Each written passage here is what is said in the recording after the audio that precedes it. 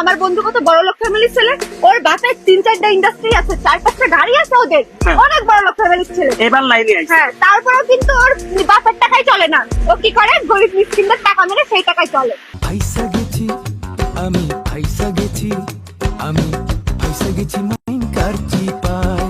তুই বয় ভাই, তোর মেয়ে পটাই দিয়া লাগবে না। আরে দাঁড়া না, আমি তো সুনামটা একটু করি। তুই যে কত একটা ভালো ফ্যামিলির ছেলে, হাই সোসাইটির ছেলে, একটা রিচ কিড, তো তোকে বুঝাতে হবে তাই না? তুই বুঝাইতে যাচ্ছিস না আরো নষ্ট করতে চাচ্ছিস ভাই।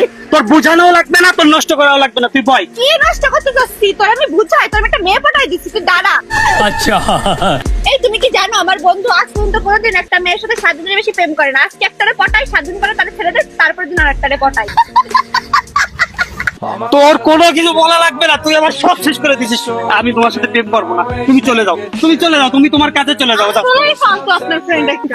যাও ভাই, তোর মতন বন্ধু আমার লাইফে আমি কোনোদিন দেখিনি ভাই। আরে বন্ধু তুই ভুল, আমি মেয়ে আরেকটা মেয়ে পটাই দিচ্ছি, সমস্যা নেই। তোর মেয়ে পটানোর দরকার নেই ভাই, তোর সাথে আমারই সম্পর্ক নিয়ে আসছে।